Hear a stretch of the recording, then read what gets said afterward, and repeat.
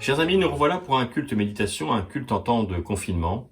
Il est vrai que l'Église en général s'est peut-être transformée, en tout cas elle a été créative et c'est bien. Chacune des paroisses, chacune des églises locales a eu son style, son propre style avec ses propres cultes pour essayer de maintenir cette vie cultuelle et spirituelle et vous rejoindre en tout cas chez vous, là où vous êtes. Et nous avons fait ce choix effectivement d'un culte méditatif, peut-être plus court et plus centré sur le texte biblique, avec moins de liturgie, mais vous pourrez, je l'espère, retrouver l'ensemble du culte très prochainement, au Temple des Batignolles, bien sûr, ou là où vous êtes, évidemment. Mais je vous invite à commencer par nous unir dans la prière avec ces mots d'Élie Wiesel, qui sont une forme de prière assez étonnante dans la bouche d'un homme qui n'était pas d'abord un religieux, mais qui a écrit cette forme de prière. Et je vous invite à vous y associer. La parole est plus grande que nous, plus profonde que nous. C'est en elle que nous nous élevons, c'est par elle que nous nous abaissons. Elle est refuge pour l'exilé et exil pour le suffisant. Comment ferais-tu sans elle pour prier? Comment ferais-tu pour pleurer, pour espérer, pour te justifier? Ne te moque pas de la parole.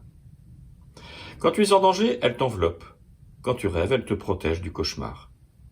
Ne t'oppose pas à la parole. Laisse-la te pénétrer, t'abreuver. Donne-toi la parole, car tu recevras d'elle ce que la vie a de plus beau et de plus généreux, le mouvement, l'élan qui te porte vers Dieu. Amen. Et je vous propose maintenant de vous associer au chant 31-20, pour ceux qui ont le recueil Alléluia. Seigneur, que tous s'unissent, les 3 strophes.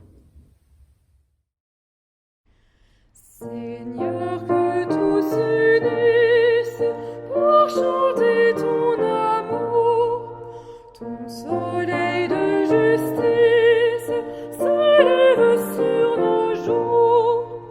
Le Fils de Dieu est homme, avec nous désormais. C'est sa vie qu'il nous donne et nous marchons en paix. La terre est remplie de bruit et de fureur, quand nous perdons nos vies en restant dans nos peurs. C'est lui qui nous appelle et vient nous délivrer. Il est le Dieu fidèle pour nous réconcilier. Notre foi t'espère, oh viens nous t'attendons. Prends pitié de la terre, ne tarde plus longtemps. La création soupire après la liberté. C'est toi qu'elle désire en ton éternité. Je vous propose pour ce dimanche de ne pas prendre le texte proposé pour nos églises qui était dans l'évangile de Matthieu, comme les semaines précédentes, le texte sur le jugement dernier. Nous avons déjà évoqué cette thématique lors des 2 derniers textes, la parabole des 10 vierges, des 10 jeunes femmes, et la parabole des talents, qui étaient des textes assez durs. Mais je vous invite, si vous voulez avoir un éclairage peut-être différent de ce que vous avez l'habitude d'entendre, je vous invite à y retourner sur la chaîne YouTube. Mais aujourd'hui, je vous propose un autre texte, peut-être différent, en tout cas plus joyeux, très connu, sur la multiplication des pains et des poissons dans l'évangile de Luc, qui me semble-t-il, c'est en tout cas ça que j'ai envie de partager avec vous, nous dit quelque chose de la situation dans laquelle nous sommes et des besoins fondamentaux que nous avons, nous, les êtres humains vivants. Au chapitre 9, donc, de l'évangile de Luc, à partir du verset 10. Les apôtres revinrent et racontèrent à Jésus tout ce qu'ils avaient fait. Il les emmena et se retira avec eux à l'écart près d'une localité appelée Bethsaïda. Les foules l'apprirent et le suivirent. Jésus les accueillit, leur parla du règne de Dieu et guérit ceux qui en avaient besoin. Le jour commençait à baisser. Alors les 12 disciples s'approchèrent de Jésus et lui dirent « Renvoie tous ces gens, afin qu'ils aillent dans les villages et les campagnes des environs pour y trouver à se loger et à se nourrir, car nous sommes ici dans un endroit désert. » Et j'insiste sur ce mot de désert. Mais Jésus leur dit, « Donnez-leur vous-même à manger. » Ils répondirent, « Nous n'avons que 5 pains et 2 poissons. Irons-nous acheter des vivres pour tout le monde ?» Il y avait en effet environ 5000 hommes. Jésus dit à ses disciples, « Faites-les s'installer par groupe de 50 environ. » Les disciples obéirent et les firent tous s'installer. Jésus prit les 5 pains et les 2 poissons, leva les yeux vers le ciel et dit une prière de bénédiction pour ces aliments. Il les partagea et les donna aux disciples pour qu'ils les distribuent à la foule. Chacun mangea à sa faim. On emporta 12 corbeilles pleines de morceaux, tellement qu'ils en eurent en trop.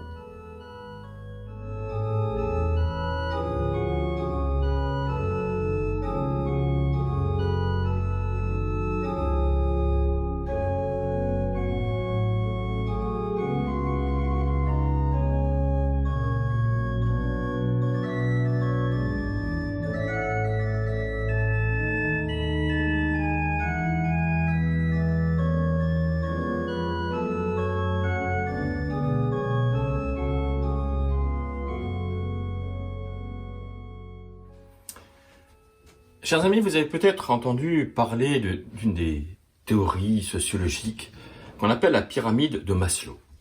Il y a eu plusieurs versions, mais la dernière, la plus connue, celle que vous avez peut-être déjà entendue dans des formations de quelque nature que ce soit, date de 1970. Et ce sociologue, au fond, explique que nous avons des besoins qu'il faut satisfaire un par un. D'abord, les besoins physiologiques, la respiration, la faim, etc. Puis les besoins de sécurité, où on va dormir ce soir. Puis les besoins d'appartenance et d'amour, l'affection des autres. Puis 4e niveau, les besoins d'estime, de reconnaissance des autres, et d'estime de soi aussi, bien sûr. Et enfin, le besoin d'accomplissement de soi. Je puis vous garantir que Jésus n'avait pas lu cette théorie. Et pourtant, si vous faites une première lecture assez simple, limite simpliste, de ce texte, vous verrez qu'il satisfait tous ses besoins successivement. Il est face à une foule de 5000 personnes, il va satisfaire les besoins physiologiques, puisque ces gens ont besoin de manger, ils ont faim. Puis il va satisfaire les besoins de sécurité, où vont-ils dormir? Et d'ailleurs, les disciples s'inquiètent parce qu'ils sont dans un endroit, et j'ai insisté sur ce mot désert, j'y reviendrai. Mais il nous faut revenir dans ce récit au cadre du récit, à Bethsaïda. Bethsaïda, ça veut dire la maison de la pêche. Comme dans l'appel, vous savez, des disciples, apôtres, eh bien, vous serez pêcheurs d'hommes. Donc c'est très important dans les évangiles que cette notion de la pêche. Être pêcheur, mais bien sûr être pêcheur d'hommes. D'abord, dans ce cadre du récit, il faut rappeler ici l'importance du symbole de la nourriture dans la Bible. Les repas, les récits de repas sont extrêmement nombreux, 50 fois, 100 fois, plus nombreux d'ailleurs, je le dis souvent, que les récits de prière. Bref, il y a un double niveau systématique. Dès qu'il est question d'un repas, il est question d'autre chose. Il n'est pas question que de manger, il est question de spiritualité, de sens de la vie, voire d'alliance de Dieu avec l'humanité.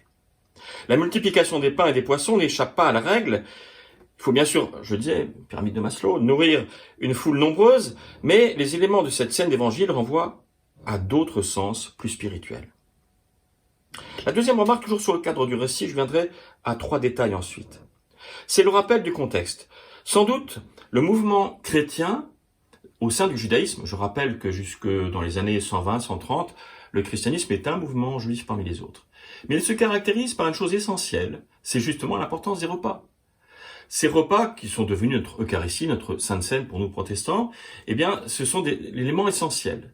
Ça veut dire que la synagogue, où ils se réunissaient comme les autres, était un lieu de débat, mais le lieu de culte fondamental, c'était la maison. Ce qui existe d'ailleurs encore dans le judaïsme contemporain, où vous le savez comme moi, eh bien, le lieu essentiel de culte n'est pas forcément la synagogue, mais la maison, avec le repas de Shabbat, le vendredi soir, et puis bien sûr, les repas du Seder Pessah, par exemple, le grand repas juif pour Pâques. Donc, recentrer sur l'intime, aller jusque dans l'intime, autour de cette notion du repas, et en même temps, en dialectique avec cette notion de foule à nourrir au-delà de la maison et de la maisonnée. Troisième remarque, toujours sur le cadre du récit, c'est que ce repas est un repas spirituel.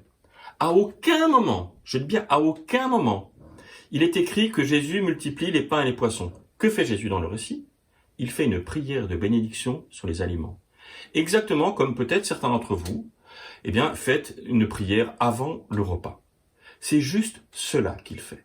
Mais ça veut dire quoi? Ça veut dire qu'il ne fait pas ici un miracle, mais qu'il décale le repas. Le repas, manger du pain, manger du poisson, c'est essentiel, en plus c'est équilibré, devient autre chose qu'un simple repas. Alors pour aller plus loin encore dans ce texte, je vous propose de remarquer 3 petits détails qui vous ont peut-être échappé ou pas. Mais j'ai insisté dessus, et c'est le premier, nous sommes dans un endroit désert, nous signifie les disciples. Le désert, vous savez, c'est une longue histoire dans la Bible. C'était le lieu, bien sûr, de la mort, parce que dans cette culture-là, dans ce paysage-là, dans cette géographie-là, l'absence d'eau, c'est la mort immédiate. Donc l'obsession de celui qui traverse le désert, c'est de trouver de l'eau. Donc, désert égale mort. Désert ensuite égale évacuer les péchés, c'était le fameux bouc émissaire, c'est-à-dire dans la religion ancienne d'Israël, on prenait un bouc, on le chargeait le jour de Kippour, on le chargeait de tous les péchés de la communauté, on l'envoyait mourir dans le désert, et il était devenu le symbole de l'évacuation de ce qu'il y a de mauvais en nous. 3e phase, ça a été justement le lieu des disciples et le lieu des prophètes, c'est-à-dire ceux qui annoncent quelque chose décalé par rapport à la société dominante. Donc nous sommes là dans un endroit désertique, c'est-à-dire que Jésus, à la suite des prophètes, est dans un endroit en dehors de la ville, en dehors du pouvoir, en dehors de la vie, d'où il va annoncer quelque chose de différent et d'autre. 2e petit détail, c'est que Jésus ne va pas non plus nourrir, contrairement à l'image qu'on peut se faire, à aucun moment. Jésus ne nourrit la foule.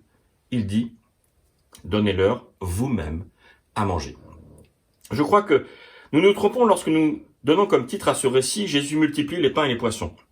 Jésus rend grâce, il ne transforme pas les choses de ce monde, mais il transforme le sens que nous donnons. Le pain et le poisson deviennent bien plus que cela, mais c'est aux disciples, donc, au travers c'est à nous-mêmes de donner à manger aux autres.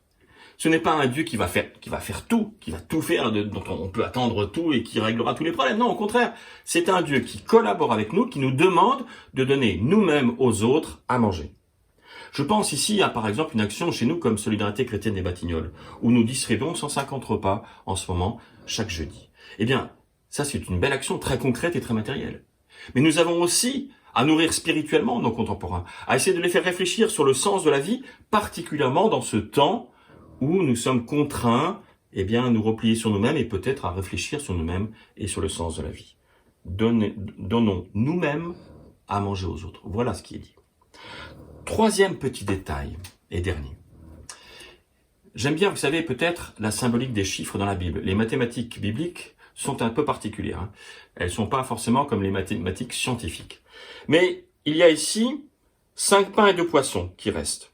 Enfin, d'abord à partager, avant les restes. 5 pains et 2 poissons. Comme moi, vous savez que ça fait 7. 7, c'est le chiffre symbolique. C'est le chiffre symbolique de la création. La création en 6 jours et le repos, parce que c'est 4, le chiffre du monde, nord, sud, est, ouest, plus 3, le chiffre symbole de Dieu.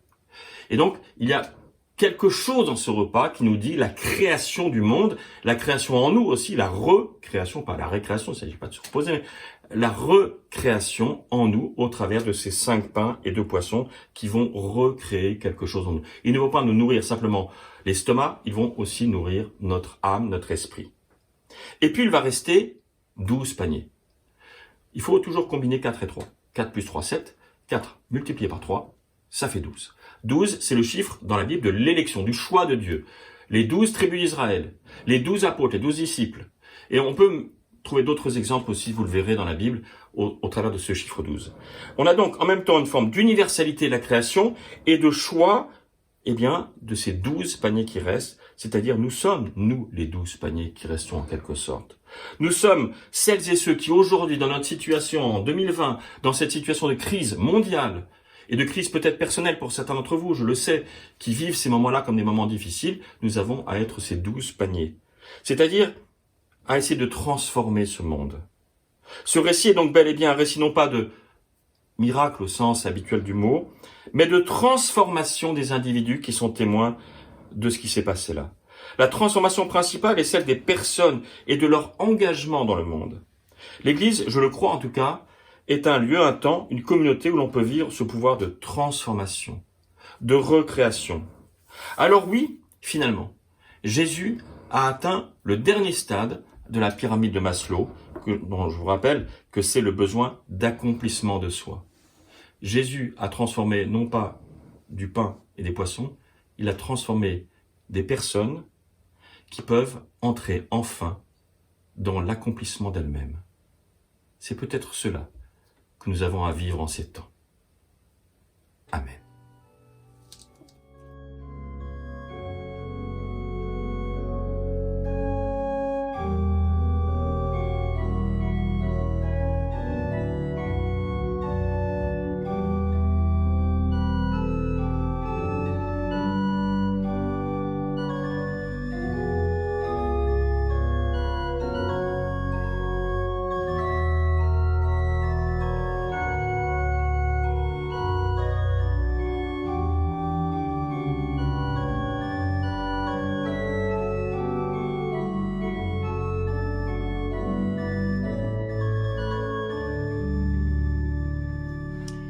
Chers amis, je vous propose de terminer ce culte, cette célébration, depuis chez vous, eh bien, comme presque chaque fois maintenant, par un temps de prière. La semaine dernière, nous étions partis du côté du Cameroun et je vous invite à aller encore plus loin, dans le sud de l'Afrique, plus au sud en tout cas, en République démocratique du Congo, où Liliane Chal nous propose cette prière, la main tendue, eh bien, qui va prolonger cette main tendue justement, notre méditation sur le partage que Jésus a vécu et que nous avons bien sûr à vivre nous aujourd'hui. Seigneur Jésus, en quittant ce monde, tu nous as laissé ta main, une main tendue à laquelle chacun de nous est libre de s'agripper. Oui Seigneur, malgré nos écarts, nos péchés, tu ne retires jamais ta main, pour qu'à chaque instant, nous puissions nous y accrocher. Ô Seigneur, que ta miséricorde est grande. Donne-nous Seigneur la force de nous accrocher à toi en toutes circonstances, pour que nous puisions en toi la force et la volonté de pardonner à nos frères et sœurs en laissant aussi nos mains tendues. Si chacun tient la main tendue de l'autre, le monde vivrait en paix. Oui, le pardon nous plonge dans un océan de paix intérieure incomparable qui fortifie plus encore notre foi et l'amour du prochain. Merci Seigneur pour cette main tendue. Vous savez que la main dans la Bible, c'est aussi un symbole fort, c'est le symbole de la bénédiction. D'ailleurs, on termine généralement un culte en imposant les mains. Non pas en faisant un acte de magie qui multiplierait les pains et les poissons ou qui transmettrait quelconque énergie, mais simplement comme un geste d'accueil. Nous vous accueillons. Dieu dit du bien de chacune et de chacun d'entre vous. Et surtout, c'est un geste d'envoi. Nous vous envoyons. Allez maintenant dans votre vie, dans vos vies, là où vous êtes. Amen.